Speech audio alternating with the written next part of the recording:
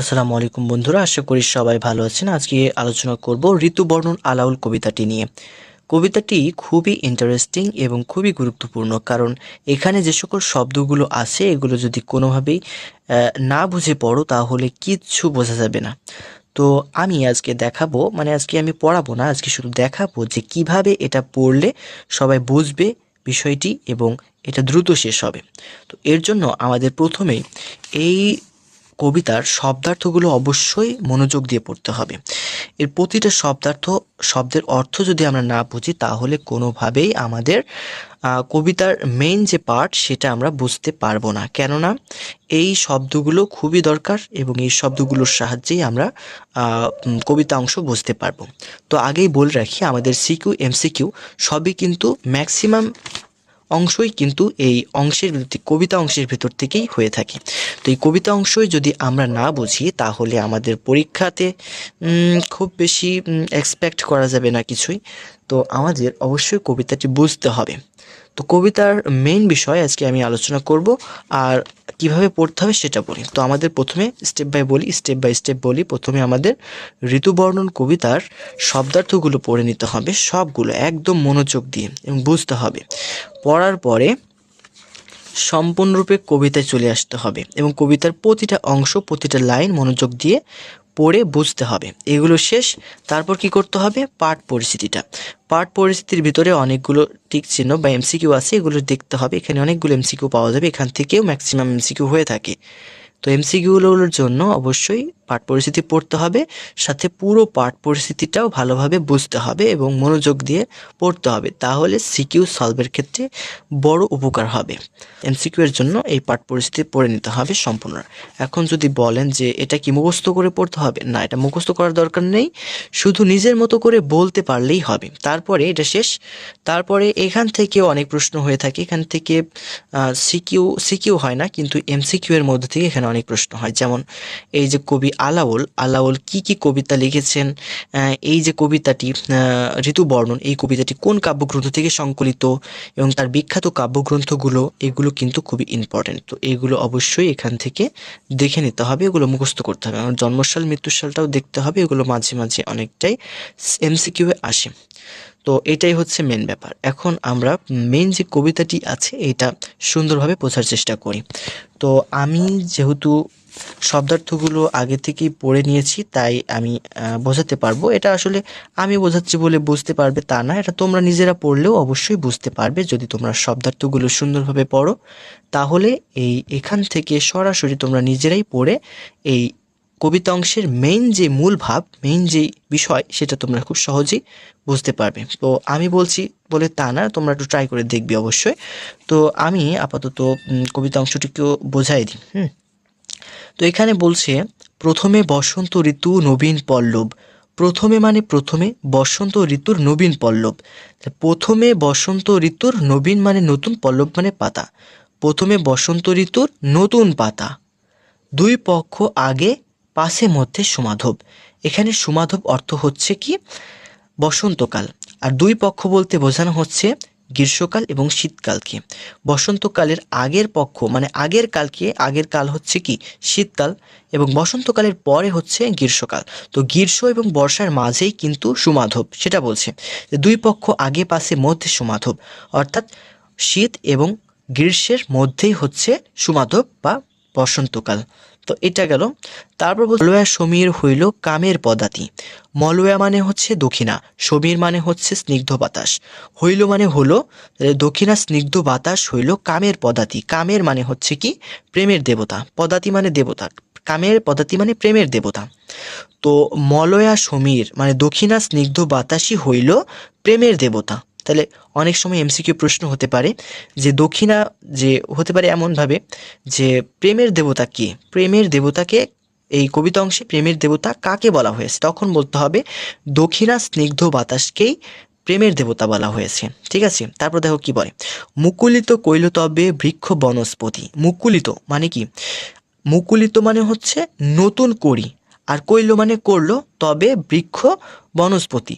বনস্পতি হচ্ছে কি? বনস্পতি হচ্ছে যেই গাছের ফুল হয় না কিন্তু ফল হয় এমন গাছ। ঠিক আছে, এমন গাছ কিংবা ঔষধি গাছ। তো এই গাছের নতুন এই গাছে তো ফুল হয় না, কিন্তু কি হয়, ফল তো আসে। ফলের জন্য অবশ্যই মুকুলের দরকার, মুকুলিত হয়। তো এই যে অনেক সময় দেখবা যে আমের যে মুকুল হয়, হ্যাঁ, আম গাছের এখন মুকুল হয়, তো এই মুকুলের মতোই এখানে আমের যেমন মুকুল হয় সেই মুকুলের কথাই বলছে, যে মুকুলিত কইল তবে বৃক্ষ বনস্পতি, মানে এমন গাছে যেখানে ফুল হয় না কিন্তু তারও কি হয়, বৃক্ষে, সেই সকল বৃক্ষেও ফল আসার জন্য ফলের মুকুল বের হয়, সেটা বলছে। এরকমই একটা গাছের নাম বলছে, সেটা হচ্ছে ডুমুর গাছ। ডুমুর গাছে দেখবা ফুল হয় না কিন্তু ফল হয়। এটার কিন্তু মুকুল হয়, ফুল হয় না। তো এটাই বলছে। তারপর দেখো, কুসুমিত কিংসুক সঘন বনলাল। কুসুমিত মানে কুসুমের মতো, কিংসুক, কিংসুক মানে পলাশ ফুল, সঘন বন লাল মানে সমস্ত বন লাল, কিসের মতো, কুসুমিত মানে কুসুমের মতো, কুসুমের মতো পলাশ বন সম্পূর্ণরূপে লাল, তাই বলছে। পুষ্পিত সুরঙ্গ মল্লী লবঙ্গ গুলাল। পুষ্পিত মানে হচ্ছে ফুটে আছে, পুষ্পিত মানে হচ্ছে কি, ফুটে আছে। সুরঙ্গ মানে সুন্দর রং, সুরঙ্গ মানে সুন্দর রং। মল্লী মানে হচ্ছে বেলি ফুল, লবঙ্গ গুলাল। তাহলে পুষ্পিত, পুষ্পিত মানে হচ্ছে ফুটে আছে সুন্দর রং, কার, বেলি ফুলের। তাহলে বেলি ফুলের ফুটে আছে সুন্দর রং, সাথে লবঙ্গ গুলাল। লবঙ্গ হচ্ছে এক ধরনের মশলা জাতীয় ফল, আর গুলাল মানে হচ্ছে কি, আবির, বা যে রং খেলে হিন্দুরা অনেক সময় রং খেলে আবির দিয়ে, সেই আবিরের রং, সেই আবিরের রঙের মতো মশলার, এই যে লবঙ্গ মশলা এবং সুরঙ্গ মল্লী মানে হচ্ছে কি বেলি ফুল এবং লবঙ্গ ফুল, ঠিক আছে, ফুটে আছে আবিরের মতো সুন্দর রঙে, তাই বলছে। তারপর দেখো, ভ্রমরের ঝংকারে কোকিল কলরব। ভ্রমরের মানে কি, ভ্রমরের ঝংকার মানে ভ্রমরের গুঞ্জন, ঠিক আছে, ঝংকার মানে হচ্ছে গুঞ্জন, শব্দার্থে অংশে তোমরা এটা দেখবে, ঝংকার মানে হচ্ছে গুঞ্জন। তো ভ্রমরের ঝংকারে কোকিল কলরব, ভ্রমরের যে শব্দ এবং কোকিলের ডাকাডাকি, কলরব মানে ডাকাডাকি, ঠিক আছে, শুনিতে যুবক মনে জাগে অনুভব, মানে ভ্রমরের শব্দ এবং কোকিলের ডাকাডাকি শুনে যুবকের মনে এক ধরনের অনুভূতির সৃষ্টি হয়, বা প্রেম ভালোবাসার মতো এক ধরনের অনুভূতির সৃষ্টি হয়, যেটা অনেকটাই সুন্দর। সেটাই বলছে। তারপর দেখো, নানা পুষ্প মাল্য গলে বড় হরষিত। নানা পুষ্প মাল্য মানে নানা ধরনের, পুষ্প মানে ফুল, মাল্য মানে মালা, নানা পুষ্প মালা গলে, নানা ধরনের ফুলের মালা গলে বড় হর্ষিত মানে এগুলো পরে তারা খুবই আনন্দিত, ঠিক আছে, কারা, যুবকেরা অনেক আনন্দিত। এই গ্রীষ্মকালে বিভিন্ন ধরনের ফুল ফোটে, সেই সকল ফুল দিয়ে তারা কি করে, মালা বানায় এবং সেগুলো তারা পরে এগুলো খুবই আনন্দিত হয়। তারপর দেখো, বিচিত্র বসন অঙ্গে চন্দন চর্চিত। বিচিত্র মানে বিভিন্ন ধরনের পোশাক, অঙ্গে চন্দন চর্চিত, বিভিন্ন ধরনের পোশাক অঙ্গে পরছে এবং রূপচর্চার জন্য চন্দন ব্যবহার করছে, তাই বলছে। তারপরে এখান থেকে মোট 10টা লাইন হচ্ছে কিসের বর্ণনা করেছে, এই যে সুমাধব মানে হচ্ছে কি বসন্তকালের বর্ণনার ক্ষেত্রে এখান থেকে 10টা লাইন বসন্তকালের জন্য ব্যবহার করছে। বসন্তকালের পরে কি আছে, বসন্তকালের পরে আছে গ্রীষ্মকাল। তো এই গ্রীষ্মকালের জন্য এখান থেকে মোট 4টা লাইন ব্যবহার করছে। দেখো 4টা লাইনের ভিতরে গ্রীষ্মকাল সম্পর্কে বলছে। তারপর দেখো 4টা লাইনে বলছে, নিদাগ সময়ে অতি প্রচণ্ড তপন। নিদাগ মানে হচ্ছে কি, গ্রীষ্মকাল। নিদাগ সময়ে অতি প্রচণ্ড তাপন মানে গ্রীষ্মকালের সময়ে অতিরিক্ত তাপ, ঠিক আছে, তপন মানে হচ্ছে সূর্য। তো গ্রীষ্মকালের এই তাপে সূর্যের তাপে রৌদ্র তারাসে রহে ছায়া চরণের স্মরণ, মানে গ্রীষ্মকালের এত পরিমাণ প্রচণ্ড তাপ, সেই তাপের ভয়ে, এই যে তারাসে মানে ভয়ে, রহে ছায়া চরণের স্মরণ মানে আমরা যে ছায়াতে আশ্রয় নিই, সেরকমই আমাদের ছায়া আবার কি করে, আমাদের চরণ মানে পায়ের নিচে আশ্রয় নেয়। স্মরণ মানে হচ্ছে আশ্রয়, শব্দার্থ অংশগুলো পেয়ে যাবে। চন্দন চম্পক মাল্য মলয়া পবন। চন্দন চম্পক একটা ফুলের নাম, মলয়া মানে মালা, চন্দন চম্পক মাল্য মলয়া পবন মানে চন্দন এবং চম্পক ফুলের মালা তারা কি করে, পরিধান করে। মলয়া পবন তারা গলায় পরে, এবং সতত দম্পতির সঙ্গে ব্যাপিত মদন, এবং সর্বদা, সতত মানে সর্বদা, দম্পতি তো জানোই স্বামী স্ত্রী, তো সতত সর্বদা স্বামী স্ত্রীর সঙ্গে ব্যাপিত মদন, ব্যাপিত মানে প্রেমের দেবতা, সর্বদা দম্পতির সঙ্গে বা স্বামী স্ত্রীর সঙ্গে কি করে, প্রেমের দেবতা থাকে, তাই বলছে এখানে। তারপর দেখো, পবন সময়ে ঘন ঘন গর্জিত, পবন সময়। এইখানে আবার এটা 4 লাইন ছিল গ্রীষ্মকাল সম্পর্কে, গ্রীষ্মকাল সম্পর্কে বর্ণনা শেষ। এবার আসলো কি গ্রীষ্মের পরে প্রথমে বসন্ত, তারপর গ্রীষ্ম, তারপর বর্ষা। এইখান থেকে আরও এদিকে আছে, এদিককার মোট কয়েক লাইন পর্যন্ত কি করছে, শীতকাল সম্পর্কে আলোচনা করছে। তো শীতকাল সম্পর্কে কি বলছে দেখো, পবন সময়ে ঘন ঘন গর্জিত। পবন মানে বর্ষার সময় ঘন ঘন গর্জিত, মানে বর্ষার সময় ঘন ঘন ডাকে, মেঘ ডাকে, গর্জিত হয়। মেঘ যে বজ্রপাত হয়, সেই বজ্রপাতের যে শব্দ সেটার কথা বলছে। নির্ভয়ে বর্ষিয়ে জল চদিকে পূরিত। নির্ভয়ে মানে নির্ভয়ে, বর্ষিয়ে মানে বর্ষণ হচ্ছে, জল মানে পানি চারিদিকে, মানে চদিকে মানে চারিদিকে, আর পূরিত মানে ভরপুর, ঠিক আছে, পরিপূর্ণ। এক কথায় নির্ভয়ে বৃষ্টি পড়ছে এবং চারিদিকে বৃষ্টির জলে ভরপুর হয়ে যাচ্ছে, তাই বলছে। ঘোর শব্দে কৈলাসে মল্লার রাগ গায়। ঘোর শব্দে, এই যে শব্দ, গর্জন, মেঘের গর্জনের কারণে কৈলাসের মল্লার রাগ গায়ে। মনে হচ্ছে কৈলাস মানে কি, কৈলাস মানে হচ্ছে যেখানে শিব থাকে সেটা হচ্ছে কৈলাস। তো এই ঘোর শব্দের কারণে মনে হচ্ছে যেন কৈলাসে কেউ মল্লার রাগ, মল্লার রাগ কি, মল্লার রাগ হচ্ছে একটা গানের নাম, যে মনে হচ্ছে যেন কৈলাসে কেউ মল্লার রাগ এই গান গাইছে, তাই মনে হচ্ছে, ঠিক আছে। তারপরে দেখো, তারপরে বলছে যে দাদুরি শিখিনি রব অতি মন ভাই। দাদুরি কি, দাদুরি হচ্ছে মাদি ব্যাং। দাদুরি হচ্ছে মাদি ব্যাং। এখন যদি জিজ্ঞাসা করো মাদি ব্যাং আবার কি জিনিস, মাদি ব্যাং মানে হচ্ছে মেয়ে ব্যাং। তো দাদুরি মানে তাহলে মেয়ে ব্যাং। তো এইখানে বলছে দাদুরি শিখিনি, শিখিনি মানে হচ্ছে ময়ূরী, মেয়ে ব্যাং ময়ূরী, রব অতি মন ভাই। রব মানে হচ্ছে ডাকাডাকি, অতি মানে অতিরিক্ত, মন ভাই। দাদুরি মানে মেয়ে ব্যাং এবং ময়ূরী, তারা কি করছে, ডাকাডাকি করছে। তারপর দেখো, কীটকুল রব পুনি ঝংকারে ঝংকারে। কীটকুল মানে কীট পতঙ্গ, পোকামাকড়গুলো বারবার ডাকছে, এই যে পুনি, পুনি মানে কিন্তু ডাকা, রব মানে ডাকছে বারবার, ঝংকারে ঝংকারে তালে তালে তারা কি করছে, ডাকাডাকি করছে। শুনিতে যুবক চিত্ত হর্ষিত ডরে, মানে এইগুলো শুনে এই ময়ূরী, তারপর মেয়ে ব্যাং, তারপরে এই পোকামাকড়ের ডাকাডাকি শুনে যুবকের মনে এক ধরনের ভয়ের সৃষ্টি হচ্ছে, এক ধরনের আতঙ্কের সৃষ্টি হচ্ছে। এই আতঙ্ক আবার অনেকটাই ভালো একটা অনুভূতি, প্রেমের একটা অনুভূতি, অন্যরকম একটা অনুভূতি, বলে বোঝানো যাবে না। তো শুনিয়ে যুবক চিত্ত হর্ষিত ডরে। তারপরে দেখো এই পর্যন্ত হচ্ছে কি, এই পর্যন্ত হচ্ছে বর্ষাকালের বর্ণনা দিচ্ছে। তারপর দেখো আইলো শারদ, এইবার বর্ষাকালের পরে শরতের কথা এখানে বলছে।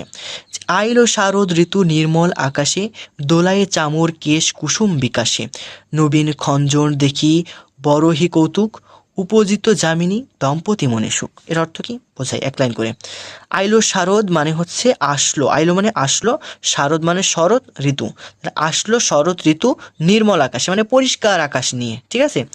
দোলায়ে চামর কেশ কুসুম বিকাশে। দোলায়ে চামর কেশ মানে হচ্ছে দেখো দোলায়, দোলায় মানে হচ্ছে দোলায়, আর চামর কেশ, দেখো চামর মানে হচ্ছে এক ধরনের পাখা, যেটা গরুর চামড়া দিয়ে তৈরি। এখানে অন্য অর্থে ব্যবহার করছে। দোলায়ে চামর মানে হচ্ছে গরুর যে লেজের শেষের যে অংশটুকু থাকে সেই অংশের কথা বলা হচ্ছে। সেই অংশ কুসুমিত বিকাশে, সেই অংশ বাতাসে নড়াচড়ার মাধ্যমে যেমন মনে হয় ঠিক তেমনই কি করে, এই যে শরৎ ঋতুতে এই যে দোলায়ে চামর কেশ কুসুমিত বিকাশে, ঠিক আছে। শরৎ ঋতুতে যে কাশফুল, এই কাশফুল যেমন নড়াচড়া করে বাতাসে, যেমন দোল খায়, ঠিক তেমনই গরুর লেজের মতো দোল খায়, তাই বলছে। তারপর দেখো নবীন খঞ্জন দেখি বড়হি কৌতুক। নবীন মানে হচ্ছে নতুন, খঞ্জন মানে হচ্ছে চঞ্চল পাখি। নবীন চঞ্চল পাখি দেখে বড়হি কৌতুক, যুবকের মনে কি অনেক কৌতুক জাগছে, জানারই আগ্রহ জাগছে। উপজিত যামিনী দম্পতি মনে সুখ। উপজিত মানে উপস্থিত, যামিনী মানে রাত, দম্পতির মনে সুখ। তাহলে সেই রাতের কি করে, সেই রাতে দম্পতি ও স্বামী স্ত্রীর মনে এক ধরনের ভালোবাসার সৃষ্টি হচ্ছে, তাই বলছে। তারপরের লাইন দেখো, প্রবেশে হেমন্ত ঋতু শীত অতি যায়। এই যে পর্যন্ত কিন্তু আমাদের শরৎ ঋতুর বর্ণনা শেষ। এখান থেকে বলছে প্রবেশে হেমন্ত ঋতু শীত অতি যায়। প্রবেশে হেমন্ত ঋতু শীত অতি যায়। মানে হেমন্ত ঋতু প্রবেশের শুরুতেই কি শীত শীত অনুভব হয়, তাই বলছে যে প্রবেশে হেমন্ত ঋতু শীত অতি যায়। ঠিক আছে, তারপর দেখো পুষ্পতুল্য তাম্বুল অধিক সুখ হয়। পুষ্পতুল্য তাম্বুল অধিক সুখ হয়। পুষ্প মানে ফুল, তুল্য মানে তুল্য পুষ্পের মতো, তাম্বুল মানে হচ্ছে পান, ওই যে জর্দা সুপারি এগুলো দিয়ে যে পান খায় সে পানের কথা বলছে। তো পুষ্পতুল্য পান মানে ফুলের মতো পান অধিক সুখ হয়, মানে ফুলের মতো পান খেতে অনেক ভালো লাগে, অনেক মজা লাগে, তাই বলছে। তারপর দেখো শীতের তারাশে রবি তড়িতে লুকায়। শীতের তারাশে মানে ভয়ে, শীতের ভয়ে সূর্য কি করে, তড়িতে মানে তাড়াতাড়ি, লুকায় মানে তাড়াতাড়ি ডুবে যায়। মানে শীতের কারণে সূর্য তাড়াতাড়ি ডুবে যায়, তাই বলছে। শীতের কালে লক্ষ্য করবে যে অনেক দ্রুত সূর্য ডুবে যায়, অর্থাৎ শীতকালের সময়ে আহ, দিন দিন যেটা সেটা অনেক ছোট হয়, অর্থাৎ বেলা অনেক ছোট হয়, কারণ সূর্য উঠেও দেরিতে আবার খুব তাড়াতাড়ি ডুবে যায়। আর রাত অনেক বড় হয়। যেমন তার জন্য এখানে বলছে যে শীতের তারাশে রবি তড়িতে লুকায়। তারপর দেখো অতি দীর্ঘ সুখ নিশি পলকি পোহায়। মানে অতি দীর্ঘ মানে অত্যধিক লম্বা, সুখ নিশি মানে সুখ মানে শান্তির একটা রাত কি করে, পলকেই পোহায় যায়, পলকেই শেষ হয়ে যায়, তাই বলছে। তারপর দেখো পুষ্প সহ্য ভেদ ভুলি বিচিত্র বসন, এবং সেই ফুলের মতো বিছানা ছেড়ে উঠতে হয় আমাদের, তাই বলছে। সেই পুষ্প সহ্য ভেদ ভুলি মানে ছেড়ে উঠতে হয়, মানে ওগুলো ছেড়ে উঠতে হয়। বিচিত্র মানে বিভিন্ন ধরনের, বসন মানে পোশাক। তো শীতের সময়, শীত তো এসে গেছে, তো শীতের সময় কি করতে হবে, নতুন পোশাক পরতে হবে। শীতের সকালে তো আবার বিছানা থেকে উঠেই নতুন শীতের পোশাক পরতে হয়, তাই বলছে যে পুষ্পসজ্জ ভেদ ভুলি, মানে এত সুন্দর বিছানাকে ভুলে গিয়ে আবার কি করতে হবে, নতুন জামা কাপড় পরতে হবে, নতুন শীতের পোশাক পরতে হবে। শীতের পোশাক পরে, তাই বলছে। যুবক শীতের পোশাক পরে। তো উড়ে উড়ে এক হইল শীত নিবারণ। তো সবাই যখন একসাথে থাকে তখন শীতের পরিমাণ কিছুটা কম হয়, সেটাই বলছে যে উড়ে উড়ে এক হইল শীত নিবারণ। হইল মানে হলো, শীত নিবারণ, শীত কমে গেল। তারপর দেখো কাফুর, কাফুর মানে হচ্ছে কি, কাফুর মানে হচ্ছে কর্পূর। ঠিক আছে, অনেক সময় মৃত মানুষের ক্ষেত্রে এটা ব্যবহার করে, বা কেউ মারা গেলে এটা ব্যবহার করে কর্পূর। কুস্তরী মানে এমন একটি সুগন্ধজাত দ্রব্য যেটা এক ধরনের প্রাণী বা এক ধরনের হরিণ যার নাভি থেকে সংগ্রহ করা হয়, খুবই দুর্লভ একটি জিনিস, খুব কম পাওয়া যায় এবং এটি অনেক মূল্যবান। তো কফুর এবং এই কুস্তরী সুগন্ধজাত দ্রব্য, এবং চুয়া, চুয়া মানে কি, চুয়া মানেই এই হচ্ছে গন্ধজাত দ্রব্য। ঠিক আছে, জাবক মানে হচ্ছে, জাবক মানে কি, জাবক মানে আলতা, সৌরভ। তো এই শীতের পোশাকগুলোতে তারা কি করে, এই সুগন্ধজাতগুলো ব্যবহার করে, এবং মেয়েরা কি করে, জাবক, আলতা, সৌরভ মানে কি ব্যবহার করে। তারপর দেখো দম্পতি চিত্তে, দম্পতি চিত্তের চেতন অনুভব। দম্পতি চিত্তে চেতন অনুভব, দম্পতির মানে দম্পতির মনে এইগুলো, দম্পতি এইগুলো ব্যবহার করেন, এবং ব্যবহার করার মাধ্যমেই তার মনের ভেতরে এক ধরনের ভালোবাসার অনুভূতির সৃষ্টি হয়, সেটাই এখানে বোঝানো হয়েছে। তো এই ছিল আমাদের ঋতুবর্ণন কবিতা। ঋতুবর্ণন কবিতার একদম শেষ পর্যন্ত আমরা বর্ণনা করলাম। তো একটু বলে রাখি যে কবি আলাউলের ঋতুবর্ণন কবিতাটি সম্পূর্ণরূপে 6টা ঋতুর বর্ণনা দেওয়া হয়েছে, এবং খুবই গুরুত্বপূর্ণ, প্রতিটা লাইন বোঝাই দিছি, আশা করি সবাই বুঝতে পেরেছো। আর যদি কোথাও কোনো ভুল অথবা কোনো ভুল কিছু বলি তাহলে অবশ্যই আমাকে কমেন্ট করবে, যাতে আমি নিজেকে শুধরে নিতে পারি, এবং যেখানে বুঝতে অসুবিধা হয়েছে, যেখানে তোমরা বুঝতে পারছো না সেটা নিয়ে অবশ্যই কমেন্ট করবে। আমি সেটা দেখব, বিশ্লেষণ করে, এবং তোমাদেরকে বোঝানোর চেষ্টা করব কমেন্টে, সমস্যা নাই। আর তোমাদেরকে অবশ্যই বলি এই শব্দার্থগুলো অবশ্যই পড়তে হবে, তারপরে এই আমি যেভাবে বোঝালাম ঠিক সেইভাবে কবিতা অংশটুকু পড়ার পরে পাঠ পরিস্থিতিটুকু পড়তে হবে, তারপরে লেখক পরিস্থিতি শুধু টিক চিহ্নের জন্য বা এমসিকিউ এর জন্য পড়বে। এটা মুখস্থ করার কোনো বিষয় নাই, মেইন যে বিষয়গুলো অবশ্যই মনে রাখতে হবে, এবং সেগুলো বেশি বেশি করে পড়তে হবে। অযথা সময় নষ্ট না করে বা অযথা মুখস্থ না করে সময় নষ্ট করার কোনো দরকার নেই। তার জন্য অবশ্যই মেইন লাইনগুলো দাগিয়ে নিবা এবং সেগুলো পড়তে হবে।